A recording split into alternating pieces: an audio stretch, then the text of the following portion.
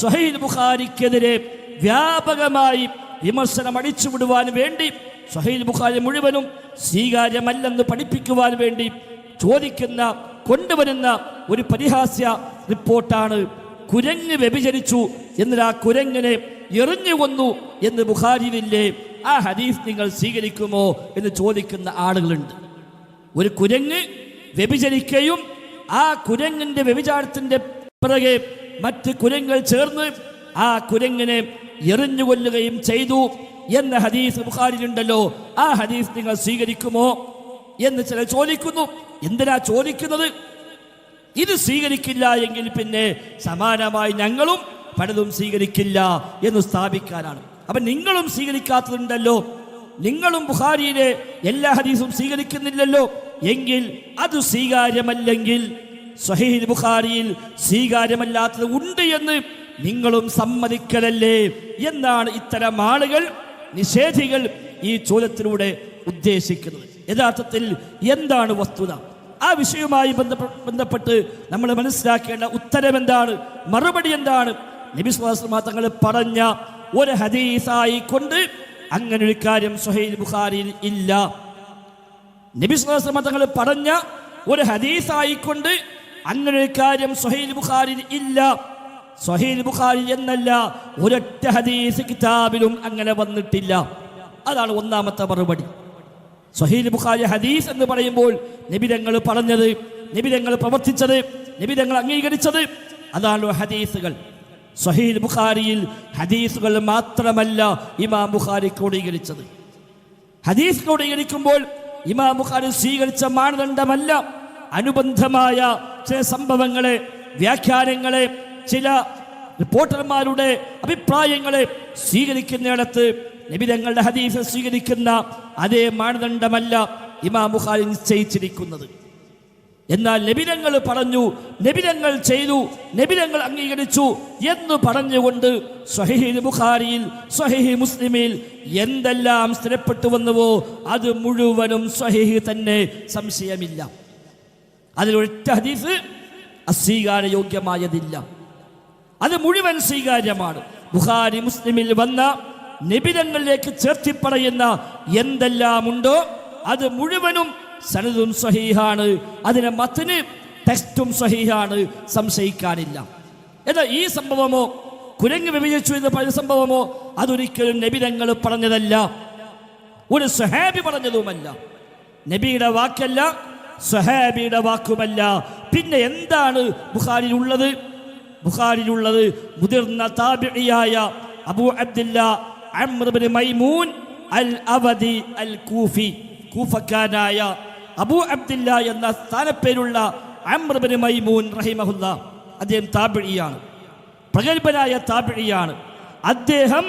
അദ്ദേഹത്തിന്റെ ജീവിതത്തിൽ കണ്ട ഒരു കാര്യം അദ്ദേഹം പറഞ്ഞതാണ്. ഈ താബിഇ വര്യൻ കണ്ട ഒരു കാഴ്ച അത് അദ്ദേഹം അതേപടി പറഞ്ഞു. അത് സ്വഹീഹ് ബുഖാരിയിൽ ഒരു അനുബന്ധ ഭാഗമായി രേഖപ്പെടുത്തി പോന്നിട്ടുണ്ട്, ഹദീസായിക്കൊണ്ടല്ല. അംർ ഇബ്നു മൈമൂൻ എന്ന താബിഇ തൻ്റെ ജീവിതത്തിൽ അദ്ദേഹം കണ്ടൊരു കാഴ്ച അതെന്താ? അത് ബുഖാരിയിൽ കാണാം.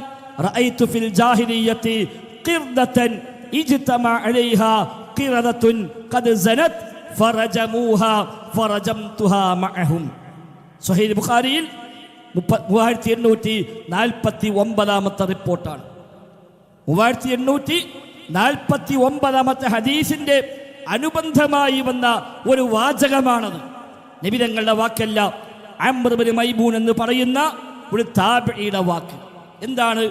റഅയ്തു ഫിൽ ജാഹിലിയ്യ, ജാഹിലിയ്യ കാലഘട്ടത്തിൽ ഞാൻ കണ്ടു. ഇദ്ദേഹം താബിഇയാണെങ്കിലും ജാഹിലിയ്യ കാലത്ത് കൂടി ജീവിച്ച ആളാണ്. നബി തങ്ങൾ നബിയായി വന്ന കാലത്ത് അദ്ദേഹം ജീവിച്ചിരിപ്പുണ്ട്, പക്ഷെ അന്ന് അദ്ദേഹം ഇസ്ലാം സ്വീകരിച്ചിട്ടില്ല. നബി തങ്ങൾ അദ്ദേഹം മുസ്ലിം ആയിക്കൊണ്ട് നബിയെ കണ്ടിട്ടില്ല. അദ്ദേഹം അന്ന് മുസ്ലിം അല്ല. മുസ്ലിം ആയതിനു ശേഷം നബിയെ കാണാൻ അവസരം ഉണ്ടായിട്ടുമില്ല. അതുകൊണ്ട് അദ്ദേഹം സ്വഹാബിയല്ല. മുസ്ലിം ആയതിനു ശേഷം നബി തങ്ങളെ കണ്ട ഒരാൾക്ക് സ്വഹാബി എന്ന് പറയും. അദ്ദേഹം നബി തങ്ങളെ കണ്ടിട്ടില്ല. എന്നാൽ അക്കാലത്ത് ഇസ്ലാം സ്വീകരിച്ചുവെങ്കിലും നബി തങ്ങളെ കാണാൻ ഭാഗ്യമുണ്ടായില്ല. അതിന് അദ്ദേഹം താബിഇയാണ്. അപ്പൊ അദ്ദേഹം തന്റെ പഴയ കാലത്ത് കണ്ട നബിതങ്ങൾ വരുന്നതിന് മുമ്പ് ജാഹിലിയ്യ കാലഘട്ടത്തിൽ അദ്ദേഹം കണ്ടൊരു കാഴ്ച പറയാണ്, റഅയ്തു ഫിൽ ജാഹിലിയ്യ, ജാഹിലിയ്യത്തിൽ ഞാൻ കണ്ടു ഖിർദതൻ, ഒരു കുരങ്ങിനെ. എന്താ ഒരു കുരങ്ങിനെ ഞാൻ കണ്ടു. ഇജ്തമ അലൈഹാ ഖിർദത്തുൻ, ആ കുരങ്ങിന് നേരെ ഒരുപാട് കുരങ്ങന്മാർ ഒരുമിച്ച് കൂടിയ കാഴ്ച ഞാൻ കണ്ടു. ഖദ് സനത്, ഈ കുരങ്ങ് വ്യഭിചരിച്ചിരിക്കുന്നു.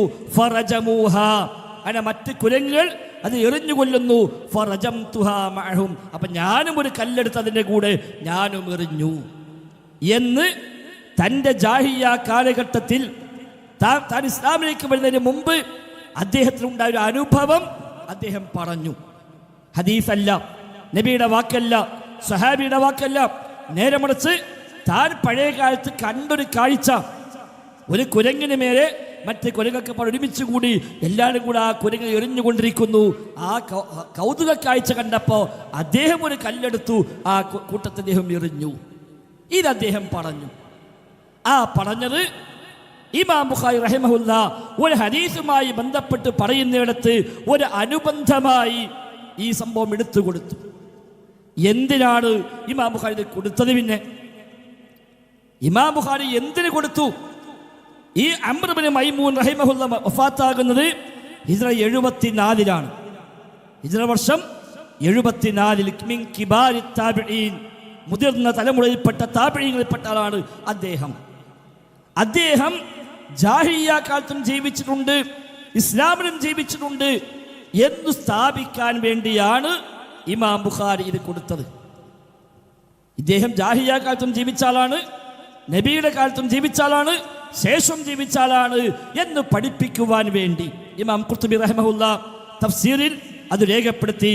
അദ്റക്കൽ ജാഹിലിയ്യത വന്നുബുവ്വത, ഇദ്ദേഹം ജാഹിലിയ്യ കാലത്തും നുബുവത്തിന്റെ കാലത്തും എല്ലാം ജീവിച്ചവരാണ്, അത് ആ കാലത്തുള്ളവരാണ്. വഅസ്ലമ, ഇസ്ലാം സ്വീകരിച്ചു. വലാകിൻ ലം യറൻ നബിയ്യ സ്വല്ലല്ലാഹു അലൈഹി വസല്ലം, നബി സ്വല്ലല്ലാഹു അലൈഹി വസല്ലം അദ്ദേഹത്തെ കാണാൻ അവസരം ഉണ്ടായിട്ടില്ല. അദ്ദേഹം മുഖ്തറമിയാണ്, അഥവാ ജാഹിലിയ്യ കാലത്തും ഇസ്ലാമിന്റെ കാലത്തും ജീവിച്ച ആളാണ്.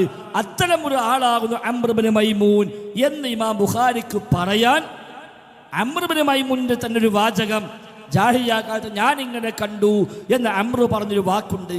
അപ്പൊ ആ വാക്കിന്ന് മനസ്സിലാക്കാം അംർ ഇബ്നു മൈമൂൻ ജാഹിലിയ്യ കാലത്തും ജീവിച്ച ആളാണ്. അത് സ്ഥിരപ്പെടുത്താൻ വേണ്ടി അംറിന്റെ ഒരു വാചകം ഇമാം ബുഖാരി റഹിമഹുല്ല ഒരു ഹദീസ് പറഞ്ഞു വരുന്നിടത്ത് ഒരു അനുബന്ധ വാചകമായി എടുത്തു കൊടുത്തതാണ്. അത് ഹദീസല്ല. അതുകൊണ്ട് തന്നെ അത് വെച്ചുകൊണ്ട് സ്വഹീഹ് ബുഖാരി ഈ ഹദീസ് നിങ്ങൾ സ്വീകരിക്കുമോ എന്ന ചോദ്യത്തിന് പ്രസക്തി ഇല്ല. അത് അംർ മൈമൂനിന്റെ ഒരു അനുഭവമാണ്. ആ അനുഭവം അംർ പറഞ്ഞതാണ്. അത് ഇല്ല എന്ന് പറയാൻ നമുക്കെങ്ങനെ പറ്റുക? അദ്ദേഹം കണ്ടൊരു കാഴ്ച, അദ്ദേഹം അനുഭവിച്ചൊരു കാഴ്ച അദ്ദേഹം പറഞ്ഞു. ആ പറഞ്ഞത് സ്വീകാര്യയോഗ്യമായ പരമ്പരയിൽ ഉദ്ധരിക്കപ്പെട്ടു വന്നു എങ്കിൽ അംർ ഇങ്ങനെ പറഞ്ഞു എന്ന് ഇമാം ബുഖാരി കൊടുത്തു. അതുകൊണ്ട് എല്ലാ കുരങ്ങിനെയും എറിഞ്ഞു കൊല്ലണമെന്നോ വ്യഭിചരിച്ച കുരങ്ങിലേക്ക് ശിക്ഷ നടപ്പാക്കണമെന്നോ അതൊക്കെ ഇതിലുണ്ടോ? ഇല്ല. അദ്ദേഹം കണ്ടൊരു കാഴ്ച, കുരങ്ങൾ കൂടി ഒരു കുരങ്ങിനെ എറിഞ്ഞു കൊല്ലുന്നു. അപ്പൊ ആ കുരങ്ങ് മറ്റൊരു കുരങ്ങുമായി ലൈംഗിക ബന്ധത്തിൽ ഏർപ്പെടുന്നത് അംർ കണ്ടുവെന്ന് മറ്റു ചില റിപ്പോർട്ടുകളിൽ കാണാം, ബുഖാരിയിലല്ലാത്ത റിപ്പോർട്ടുകളിൽ. അപ്പൊ ആ അംർ മനസ്സിലാക്കിയതാണ് ഒരു പക്ഷെ അതുകൊണ്ടായിരിക്കാം എന്ന് അംർ മനസ്സിലാക്കി അദ്ദേഹം ഒരു കല്ലെടുത്ത് കൂട്ടത്തിൽ അദ്ദേഹം എറിഞ്ഞു. ഇതാണ് പാകെ അതിലുള്ളത്. അതല്ലാതെ സ്വഹീഹ് ബുഖാരി വന്ന സ്ഥിരപ്പെട്ടു വന്ന ഒരു ഹദീസ് ഒന്നുമല്ല അത്. ഇങ്ങനെ കുരങ്ങനെ വ്യഭിചരിക്കുമോ? അല്ലാഹു അഅലം, നമുക്കറിയില്ല. ഒരു കുരങ്ങ് വ്യഭിചരിച്ചാൽ ആ കുരങ്ങിന് ശിക്ഷ നടപ്പാക്കുമോ? ഇല്ല, ഇസ്ലാമിലില്ല. ആ നിയമങ്ങൾ മനുഷ്യർക്ക് മാത്രമേ ഉള്ളൂ. എന്നാൽ അറബികൾ പൊതുവെ പറഞ്ഞു വരാനുള്ള ഒരു പഴഞ്ചൊല്ലുണ്ട്. അറബികൾക്കിടയിൽ ഒരു ചൊല്ലുണ്ട്. എന്താ? അസ്നാമിൻ ഖിർദിൻ എന്നൊരു പ്രയോഗം കാണാം. അസ്നാമിൻ ഖിർദിൻ. അറബികൾ ജാഹിലിയ്യ കാലത്ത് വ്യാപകമായി വ്യഭിചാരവും കൊലപാതകവും മദ്യവും എല്ലാം ഉപയോഗിച്ച ആളുകളാണല്ലോ. അപ്പൊ വ്യഭിചാരത്തിന് വലിയ പേര് കേട്ട മനുഷ്യന്മാരുടെ അക്കാലത്ത് അത്തരം ആളുകളെ പറ്റി അറബികൾ പറയും അസ്നാമിൻ കിർദിൻ, കുരങ്ങിനേക്കാളും വ്യഭിചരിക്കുന്ന ആളാണ് ഇയാൾ എന്നൊരു ചൊല്ല് അക്കാലത്തുണ്ട്. അപ്പൊ അറബികൾക്കിടയിൽ വ്യഭിചാരത്തിൽ അറിയപ്പെട്ട ജീവിയായിരുന്നു കുരങ്ങ് എന്ന് ആ ചൊല്ലിൽ നിന്ന് മനസ്സിലാക്കാം. അത് സത്യമാണോ അല്ലേ അല്ലാഹു അഅലം, നമുക്കറിയില്ല. അവർക്കിടയിൽ ഒരു ചൊല്ല് മാത്രമാണ്. അപ്പൊ ധാരാളമായി വ്യഭിചരിക്കുന്ന മനുഷ്യന്മാരെ കുറിച്ച് അറബികൾ ഉപയോഗിക്കുന്ന പ്രയോഗമാണ് അസ്നാമിൻ കിർദിൻ.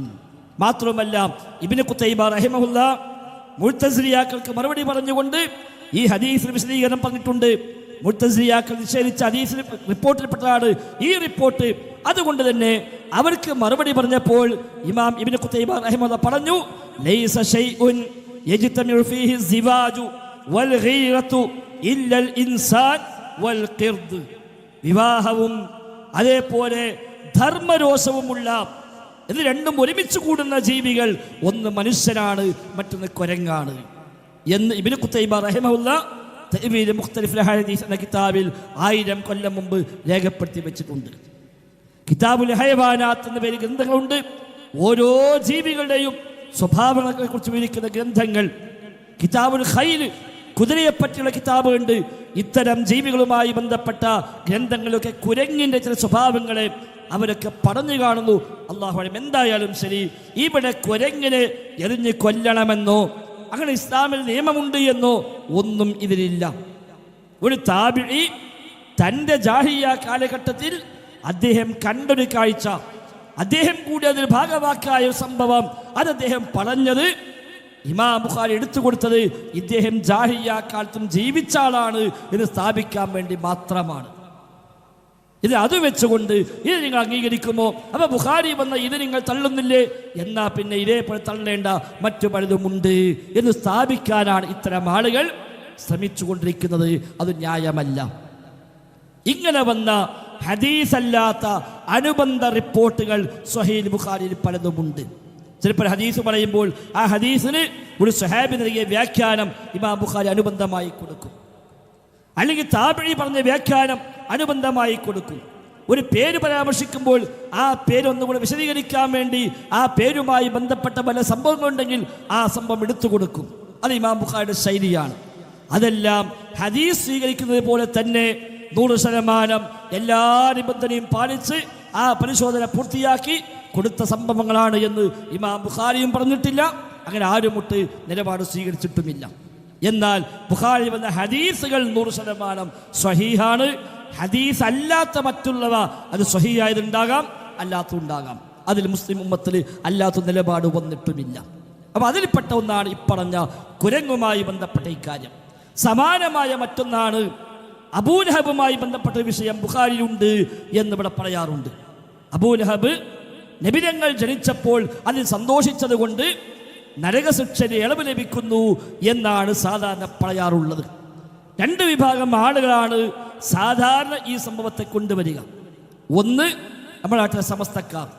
നബിദിനം ആഘോഷിക്കാൻ തെളിവെന്ത് എന്ന് ചോദിക്കുമ്പോൾ ഇതാ അബൂലഹബ് അല്ലാഹുവിന്റെ റസൂലിന്റെ ജന്മത്തിൽ സന്തോഷിച്ചുകൊണ്ട് സുവൈബത്തുൽ അസ്ലമിയ എന്ന ഒരു അടിമ സ്ത്രീയെ മോചിപ്പിച്ചു. അത് കാരണം എല്ലാ തിങ്കളാഴ്ചയും നരകത്തിന് ഇളവ് ലഭിക്കുന്നു, നല്ല തണുത്ത വെള്ളം ലഭിക്കുന്നു എന്നൊക്കെ പറഞ്ഞ് ചില ആളുകൾ പറയാറുണ്ട്. അതിന് ചെറിയ പാട്ടുമുണ്ടാക്കി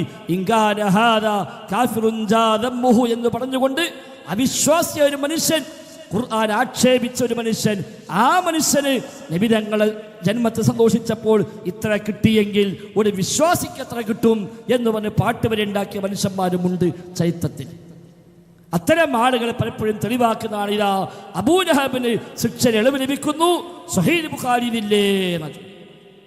ചോദ്യം കേട്ടാൽ തോന്നും നബിതങ്ങൾ അങ്ങനെ പറഞ്ഞു, നബിതങ്ങൾ പഠിപ്പിച്ചു എന്ന് സ്വഹീഹ് ബുഖാരി ഉണ്ട് എന്നാണ് ഇത്തരം ആളുകളുടെ വിമർശനങ്ങൾ കേൾക്കുമ്പോൾ മനസ്സിലാവുക. അങ്ങനെ ഒന്നില്ല. അത് തെളിവാക്കാൻ അവർക്ക് ന്യായവുമില്ല. മറുഭാഗത്ത് മറ്റു ചില ആളുകളോ ബുഖാരിയിൽ വന്ന എല്ലാം സ്വീകരിക്കാൻ പറ്റുക ഇല്ല എന്ന് സ്ഥാപിക്കാൻ വേണ്ടി തെളിവായി കൊണ്ടുവന്ന രണ്ടാമതൊന്നാണ് അബൂലഹബിന്റെ ഈ സംഭവം. ഇത് നിങ്ങൾ സ്വീകരിക്കുമോ എന്ന് ചോദിക്കാം. അപ്പൊ ഇത് നിങ്ങൾ സ്വീകരിക്കുന്നില്ല എങ്കിൽ അതേപോലെ മറ്റു പലതും സ്വീകരിക്കാൻ പറ്റാത്തതുണ്ട് എന്ന് സ്ഥാപിക്കലാണ് അത്തരം നിഷേധ പ്രവണതയുള്ള ആളുകളുടെ ലക്ഷ്യമായി നമ്മൾ മനസ്സിലാക്കുന്നത്. ഈ രണ്ടും ശരിയല്ല. നബിദിനം ആഘോഷിക്കാൻ ഏതായിരുന്നാലും ഖുർആനിൽ തെളിവില്ല, ഹദീസിൽ തെളിവില്ല, അബൂലഹബിന്റെ പിൻബലവും ആ വിഷയത്തിലില്ല. അതുകൊണ്ടായിരിക്കാം ഇന്നലെ ഇവിടെ പുളിക്കൽ നടന്ന മുഖാമുഖത്തിൽ ചോദ്യം വന്നല്ലോ, നബിദിനം ആഘോഷിക്കുന്നതിൻ്റെ വിധി എന്താണ് എന്ന് ചോദിക്കുമ്പോൾ സുന്നത്താന്ന് പറഞ്ഞിട്ടില്ല, സുന്നത്താന്ന് പറഞ്ഞിട്ടില്ല, നിർബന്ധ ബാധ്യതയായി പറഞ്ഞിട്ടില്ല. പിന്നെയോ ബിദ്അത്തുൻ ഹസന, നല്ല ബിദ്അത്താണ് എന്നാണ് ഇന്നലെ കിട്ടിയ മറുപടി. അൽഹംദുലില്ലാഹ് അവിടെ എത്തിയല്ലോ, അവിടെ എത്തി. അപ്പൊ നബിദിനം ആഘോഷിക്കൽ നല്ല ബിദ്അത്താണ് എന്നാണ് ഇപ്പൊ ഇന്നലെ പുളിക്കലിൽ പ്രഖ്യാപിച്ചത്. പിന്നെ എങ്ങനെ ആയത്തുണ്ടാകാം? ഇതിന് ആയത്തോന്നുന്നു, ഹദീസുകൾ പറയുന്നു, ബുഖാരി തെളിവുണ്ടെന്ന് പറയുന്നു. ആയത്തിലും ഹദീസും തെളിവുണ്ടെങ്കിൽ പിന്നെ നല്ല ബിദ്അത്താവോ? ഇല്ലല്ലോ. ആയത്തിലും ഹദീസിലും ഉണ്ടെങ്കിൽ നല്ല ബിദ്അത്തല്ല. ബിദ്അത്താണെങ്കിലോ ആയത്തും ഹദീസും തെളിവുണ്ടാവുകയുമില്ല. എന്തായിരുന്നാലും നല്ല ബിദ്അത്ത് എന്നിടത്ത് എത്തിയിട്ടുണ്ട്. ഇനി ആ നല്ലാണ്ട് ഒഴിവാക്കിയാൽ കാര്യം തർക്കം തീരുകയും ചെയ്യും. ആവട്ടെ. അപ്പോൾ ഒരു കൂട്ടർ അങ്ങനെയാണ് ഇത് തെളിവായി പിടിക്കുന്നത്.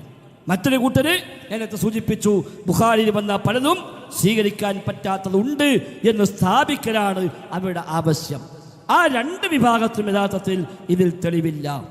ആ നിലയ്ക്ക് ഉള്ളതല്ല. നേരത്തെ പറഞ്ഞ കുരങ്ങിന്റെ വിഷയം പറഞ്ഞ അതേ മറുപടിയാണ് ഈ റിപ്പോർട്ട് നമുക്ക് പറയാനുള്ളത്. ഇതിൽ നബിതങ്ങൾ പറഞ്ഞു, സ്വഹാബികൾ പറഞ്ഞു എന്ന റിപ്പോർട്ട് ബുഖാരിയിൽ ഇല്ലേ? ഇല്ല. അബൂലഹബിന്റെ ഈ വിഷയത്തിൽ നബി പറഞ്ഞുവെന്നോ സ്വഹാബിമാർ പറഞ്ഞുവെന്നോ ഒരു റിപ്പോർട്ട് ബുഖാരിയിലുണ്ടോ? ഇല്ല, ഒരിക്കലുമില്ല. അങ്ങനെ വന്നിട്ടില്ല. അത് മറ്റ് ഹദീസ് കിതാബുകളിലും വന്നിട്ടില്ല. പിന്നെ എന്താണ് ബുഖാരിയിൽ ഉള്ളത്? എന്താ ബുഖാരി ഉള്ളത്? അബൂലഹബ് പറഞ്ഞു, അബൂലഹബ് പറഞ്ഞു എന്ന് ബുഖാരിയിലുണ്ട്. അങ്ങനെ ഉണ്ടാകാൻ പറ്റുമോ? പറ്റും, അങ്ങനെ ഉണ്ടാകാൻ പറ്റും. ഫിർഔന് പറഞ്ഞു എന്ന് ഖുർആനില്ലേ? ഖുർആന് കാണാം, അന റബ്ബുക്കുമുൽ അഅ്ലാ എന്ന് ഫിർഔൻ പറഞ്ഞ ഖുർആനിലുണ്ട്. അതുകൊണ്ട് ആരെയും ഖുർആൻ തള്ളു, ഓഹോ ഖുർആൻ ഇതൊക്കെ ഈ ഖുർആൻ നമുക്ക് വേണ്ട എന്ന് പറയോ? അബൂലഹബ് പറഞ്ഞു എന്ന ബുഖാരിയിലുള്ളത്. എവിടെ പറഞ്ഞു? സ്വപ്നത്തിൽ പറഞ്ഞു. ആരോട് പറഞ്ഞു? അബൂലഹബിന്റെ ഒരു ബന്ധുവിനോട് പറഞ്ഞു. ഇതാണ് ബുഖാരിയിലുള്ളത്. അബൂലഹബ് മരിച്ച് ഒരു വർഷം കഴിഞ്ഞപ്പോൾ അബൂലഹബിന്റെ ഒരു ബന്ധു അബൂലഹബിനെ സ്വപ്നം കാണുകയാണ്. ആ സ്വപ്നത്തിലാണ് അബൂലഹബ് പറഞ്ഞത് ഈ പറയപ്പെടുന്ന സംഭവം. അത് ബുഖാരിയിലുണ്ട്. ഇനി എന്തിന് ബുഖാരി വന്നു എന്നത് പറയാം. ഉർവത്ത് ഇബ്നു സുബൈർ റഹിമഹുല്ലയാണ് അതിൻ്റെ റാവി. സുബൈർ ഇബ്നു അവ്വാമിന്റെ മകൻ ഉർവ, ആയിഷ റളിയല്ലാഹു അൻഹയുടെ സഹോദരപുത്രൻ, ആയിഷ ബീവിയുടെ സഹോദരപുത്രനായ ഉർവ അദ്ദേഹമാണ് പറയുന്നത്. സുവൈബയെ കുറിച്ചുള്ള പരാമർശം. സുവൈബ മൗലാത്തുൽ അബീ ലഹബിൻ, അബൂലഹബിന്റെ അടിമ സ്ത്രീയായിരുന്നു സുവൈബ. അബൂലഹബ് അവരെ ഇത്തക്ക ചൊല്ലി മോചിപ്പിച്ചതാണ്. ആ സുവൈബ നബി സ്വല്ലല്ലാഹു അലൈഹി വസല്ലം തങ്ങൾക്ക് മുലയൂട്ടിയിട്ടുണ്ട്. അങ്ങനെ ലമ്മാ മാത അബൂലഹബിൻ, അബൂലഹബ് മരിച്ചപ്പോൾ ഉരിയഹു ബഅ്ദു അഹ്ലിഹി, അബൂലഹബിന്റെ ഒരു ബന്ധു അബൂലഹബിന് സ്വപ്നത്തിൽ കണ്ടു. ബിശർഹിബത്തിൻ ഐ ബിസൂഇ ഹാലിൻ, വളരെ മോശമായ അവസ്ഥയിൽ അബൂലഹബിനെ സ്വപ്നത്തിൽ കണ്ടൊരു കുടുംബക്കാരൻ. ഈ കുടുംബക്കാരൻ ആരാ? മുസ്ലിമാണോ അല്ലേ? അതൊന്നുമില്ല. ഒരു കുടുംബക്കാരൻ സ്വപ്നം കണ്ടു. അങ്ങനെ കണ്ടപ്പോൾ ചോദിച്ചു, മാദാ ലഖീത, അല്ല അബൂലഹബേ, നിങ്ങൾ മരിച്ചു പോയപ്പോൾ എന്താണ് നിങ്ങൾക്കുണ്ടായ അനുഭവം എന്ന് ഇയാൾ സ്വപ്നത്തിൽ ചോദിക്കുകയാണ്. അപ്പൊ സ്വപ്നത്തിൽ അബൂലഹബിന്റെ മറുപടി, ലം അറ ബഅദകും ബിഖൈർ, നിങ്ങൾ ലം അൽഖ ബഅദകും ഖൈർ, നിങ്ങൾക്ക് ശേഷം ഒരു ഖൈറും എനിക്ക് കിട്ടിയിട്ടില്ല. നിങ്ങളെ വിട്ട് പോയതിനു ശേഷം യാതൊരു ഖൈറും കിട്ടിയിട്ടില്ല. ഗൈറ അന്നി സുഖീതു ഫീ ഹാദിഹി ബിഇതാഖതി സുവൈബ, ഈ വിരലിനെ കാണിച്ചിട്ട് പറഞ്ഞു, ഈ വിരലിന്റെ അടിഭാഗത്ത് നിന്ന് എനിക്ക് വെള്ളം ലഭിക്കുന്നുണ്ട്. ബിഇതാഖതി സുവൈബ, സുവൈബയെ മോചിപ്പിച്ചതിനാൽ എന്ന അബൂലഹബ് സ്വപ്നത്തിൽ പറഞ്ഞു. ഇതാണ് ബുഖാരിയിലുള്ളത്. അപ്പൊ ബുഖാരിയുടെ ഹദീസാണോ? അല്ല. നബിയുടെ വാക്കാണോ? അല്ല. സ്വഹാബിയുടെ വാക്കാണോ? അല്ല. പിന്നെയോ അബൂലഹബ് പറഞ്ഞതാണ് എനിക്ക് നരകത്തിൽ ഇളവുണ്ട് എന്ന്. എവിടെ? സ്വപ്നത്തിൽ. ആരോട്? തൻ്റെ ബന്ധുവിനോട്. വല്ല കാര്യമുണ്ടോ? ഇനി അബൂലഹബിന് ആരെ സ്വപ്നം കണ്ടു, എന്നിട്ട് അബൂലഹബ് പറഞ്ഞു ഞാനിപ്പോൾ നരകത്തിൽ നിന്ന് രക്ഷപ്പെട്ട് സ്വർഗത്തിലെത്തി എന്ന് പറഞ്ഞാൽ അത് തെളിവാക്കാൻ പറ്റും? അബൂലഹബ് ജീവിച്ചിരിപ്പുള്ള കാലത്ത് പറഞ്ഞാൽ അത് തെളിവാണോ? അല്ല. പിന്നെ മരണശേഷം അബൂലഹബിന്റെ സ്വപ്നം കണ്ടിട്ട് ആ സ്വപ്നത്തിൽ അബൂലഹബ് ഇങ്ങനെ പറഞ്ഞു എന്ന് പറഞ്ഞാൽ അതിലെന്താ ഇസ്ലാമിൽ സ്ഥാനമുള്ളത്? ഒരു സ്ഥാനവുമില്ല. ഇതാണ് ബുഖാരി വന്ന റിപ്പോർട്ട്. ഇത് സ്വഹീഹ് ബുഖാരിയിൽ എന്തിനാണ് വന്നത്? സ്വഹീഹ് ബുഖാരി 5101 ഹദീസ്. ആ ഹദീസിന്റെ അനുബന്ധമായി കൊണ്ടാണ് ഇമാം ബുഖാരി ഈ സംഭവം എടുത്തു കൊടുത്തത്. അതിൽ തന്നെ എല്ലാ തിങ്കളാഴ്ചയും എന്നില്ല, നബി ജനിച്ചതിൽ സന്തോഷിച്ചത് കൊണ്ട് എന്നില്ല. അതൊക്കെ പിന്നെ മുസ്ലിയാക്കന്മാരെ കൂട്ടുകൾ. എല്ലാ തിങ്കളാഴ്ചയും ഇളവുണ്ട് എന്ന് ബുഖാരി വന്നിട്ടില്ല. അത് അബൂലഹബും സ്വപ്നത്തിൽ പറഞ്ഞത് ബുഖാരിയിലില്ല. നബി ജനിച്ചതിൽ സന്തോഷിച്ചുകൊണ്ട് എന്നതിലുണ്ടോ? അതുമില്ല. സുവൈബയെ ഞാൻ മോചിപ്പിച്ചതിനാൽ എന്നാ ഉള്ളത്. സുവൈബയെ മോചിപ്പിച്ചതെന്ന ചരിത്രത്തിൽ സ്ഥിരപ്പെട്ടു വന്നത് നബി ഞങ്ങൾ ഹിജറ പോയപ്പോൾ സുവൈബയെ മോചിപ്പിച്ചു എന്നാണ്. നബി ഹിജറ പോയപ്പോൾ അബൂലഹബ് സുവൈബയെ മോചിപ്പിച്ചു എന്നാണ് ചരിത്ര ഗ്രന്ഥങ്ങളിൽ സ്ഥിരപ്പെട്ടു വന്നിട്ടുള്ളത്. അപ്പം നബിയാണ് പോയപ്പോൾ ശല്യം ഒഴിഞ്ഞിട്ട് ഇത് പോയി കിട്ടിയല്ലോ, ആ സന്തോഷം കൊണ്ട് തൻ്റെ അടിമ സ്ത്രീയെ മോചിപ്പിച്ചു. എന്നിട്ട് പിന്നെ സ്വപ്നം കാണാ ആ മോചിപ്പിച്ചത് കൊണ്ട് എനിക്കവിടെ ശിക്ഷ ഇളവുണ്ട് എന്ന് പറഞ്ഞാൽ അതൊരിക്കലും ന്യായമല്ലല്ലോ. പിന്നെ എന്തിനാണ് ഇമാം ബുഖാരി റഹിമഹുല്ല ഇത് കൊണ്ടുവന്നത്? സ്വഹീഹ് ബുഖാരിയിൽ അനുബന്ധ വാചകമായിട്ടാണെങ്കിലും ഇമാം ബുഖാരി ഇത് എന്തിനു ഉദ്ധരിച്ചു? അതിന് പശ്ചാത്തലമുണ്ട്. ദീർഘമായ ഒരു സംഭവമാണ് അതിൽ വന്നത്. നബി തങ്ങളുടെ ഭാര്യ ഉമ്മു ഹബീബ റളിയല്ലാഹു അൻഹ, ഇന്ന ഉമ്മ ഹബീബ ബിൻത് അബി സുഫ്യാൻ, അബൂ സുഫ്യാന്റെ മകൾ ഉമ്മു ഹബീബ റളിയല്ലാഹു അൻഹ നബിയുടെ പത്നി. അവര് നബിയോടൊരിക്കൽ പറഞ്ഞു, പ്രവാചകരെ താങ്കൾ എൻ്റെ സഹോദരിയെ കൂടി വിവാഹം കഴിക്കണം, എൻ്റെ സഹോദരിയെ നിങ്ങൾ വിവാഹം കഴിക്കുക. അപ്പൊ നബി തങ്ങൾ ചോദിച്ചു, അബൂ സുഫ്യാന്റെ മകളെയോ അവരെ വിവാഹം കഴിക്കുന്നത് നിനക്കിഷ്ടമാണോ? നിന്റെ സഹോദരിയെ ഞാൻ വിവാഹം കഴിക്കുന്നത് എനിക്കിഷ്ടമാണോ? അപ്പൊ ഉമ്മു ഹബീബ പറഞ്ഞു, അതെ എനിക്കിഷ്ടമാണ്. കാരണം എനിക്ക് ലഭിച്ചൊരു ഖൈറ് എൻ്റെ സഹോദരിക്കും ലഭിക്കട്ടെ. നബിയുടെ ഭാര്യയാവുക എന്ന് പറഞ്ഞാൽ അത് വല്ലാത്ത ഖൈറാണല്ലോ, അത് മഹാസ്ഥാനമാണ്. അതുകൊണ്ട് എനിക്ക് ആ ഖൈറ് കിട്ടി, ആ ഖൈറ് എൻ്റെ സഹോദരിക്കും ലഭിക്കട്ടെ എന്നാണ് എൻ്റെ ആഗ്രഹം. അപ്പോൾ നബി തങ്ങൾ പറഞ്ഞു, ഇന്നദാലിക ലാ യഹില്ലു ലീ, എന്നാൽ എനിക്കത് ഹലാലല്ലല്ലോ. ഒരു ഭാര്യയെ ഇരിക്കെ അവളുടെ അനിയത്തിയെ ഏട്ടത്തിയെ വിവാഹം കഴിക്കുക എന്ന് ഹലാലല്ല. രണ്ട് സഹോദരിമാരെ ഒരേ സമയം ഒരാൾ ഭാര്യമാരാക്കി വെക്കാൻ പറ്റൂല, എനിക്കത് ഹലാലല്ല എന്ന് നബി തങ്ങൾ പറഞ്ഞു. അപ്പൊ ഹലാലല്ല എന്ന് പറഞ്ഞാൽ പിന്നെ നിർവാഹമില്ലല്ലോ. അപ്പൊ ഉമ്മു ഹബീബ റളിയല്ലാഹു അൻഹ മറ്റൊരു ചോദ്യം ചോദിച്ചു, നബിയെ ഫഇന്നാ നുഹദ്ദസ് ഇന്നക തുരീദു അൻ തൻകിഹ ബിൻത അബീ സലമ, നബിയെ താങ്കൾ അബൂ സലമയുടെ മകളെ വിവാഹം കഴിക്കാൻ ഉദ്ദേശിക്കുന്നുവെന്ന് ഞങ്ങൾക്കിടയിൽ ഒരു സംസാരമുണ്ട്. നബി അബൂ സലമന്റെ മോളെ കെട്ടാൻ പോകുന്നുണ്ട് എന്നൊരു സംസാരം ഞങ്ങളൊക്കെ പറയാറുണ്ട്, പറഞ്ഞു കേൾക്കുന്നുണ്ടല്ലോ. അപ്പൊ നബി ഞങ്ങൾ ചോദിച്ചു, അബൂ സലമയുടെ മകളോ ബിൻത ഉമ്മി സലമ, ഉമ്മു സലമയുടെ മകളായ അവളെ ഞാൻ കെട്ടുന്നുവെന്നാണോ നിങ്ങൾ കേൾക്കുന്നത്? അതെ, ഞങ്ങൾ കേട്ടു. അപ്പോൾ നബി ഞങ്ങൾ പറഞ്ഞു, അവർ എനിക്ക് ഏതായാലും ഹലാലല്ല. അബൂ സലമയുടെ മകൾ എനിക്ക് ഏതായാലും ഹലാലല്ല. കാരണം എന്താ? ലിഅന്നഹാ ഇബ്നതു അഖീ മിനർ റളാഅ, അബൂ സലമയും ഞാനും മുലകുടി ബന്ധത്തിൽ സഹോദരന്മാരാണ്. എനിക്കും അബൂ സലമക്കും സുവൈബ മുലയൂട്ടിയിട്ടുണ്ട്. അതുകൊണ്ട് ഒരു സ്ത്രീയിൽ നിന്ന് മുല കുടിച്ച ജേഷ്ഠാനുജന്മാരാണ് ഞങ്ങൾ. ആ നിനക്ക് സഹോദരന്മാരാണ്. സഹോദര പുത്രിയെ വിവാഹം കഴിക്കാൻ പറ്റില്ലല്ലോ. അതുകൊണ്ട് അബൂ സലമയുടെ മകളെ എനിക്ക് വിവാഹം കഴിക്കാൻ ഹലാലാവുക ഇല്ല. എനിക്കതിന് ഉദ്ദേശവുമില്ല, ആലോചനയുമില്ല, എനിക്കത് അനുവദനീയവുമല്ല എന്ന് നബി തങ്ങൾ പറഞ്ഞു കൊടുക്കുന്നു. ഇതാണ് ഹദീസിൽ വന്നത്. ഈ ഹദീസ് പറഞ്ഞപ്പോഴാണ് എങ്കിൽ അവിടെ സുവൈബയെ പറ്റി പരാമർശം വന്നു. സുവൈബ നബിക്ക് മുല കൊടുത്തു എന്നൊരു പരാമർശം നബിയുടെ നാവിൽ നിന്ന് തന്നെ അവിടെ വന്നു. അവിടെയാണ് റിപ്പോർട്ടറായ ഉർവ, ആയിഷ ബീവിയുടെ സഹോദരപുത്രൻ, അദ്ദേഹം സുവൈബയെ പറ്റി വിശദീകരിച്ച സുവൈബ ആരാണ്, ആ സുവൈബ അബൂലഹബിന്റെ അടിമ സ്ത്രീയായിരുന്നുവെന്നും അബൂലഹബ് മോചിപ്പിച്ചതാണ് എന്നുമൊക്കെ പറഞ്ഞ കൂട്ടത്തിൽ ഉർവ പറഞ്ഞൊരു വാക്കാണ്, ഈ അബൂലഹബിന്റെ കുടുംബക്കാരൻ അബൂലഹബിനെ സ്വപ്നം കണ്ടു എന്നൊരു കഥയുണ്ട് എന്ന് ഉർവ പറഞ്ഞതാണ്.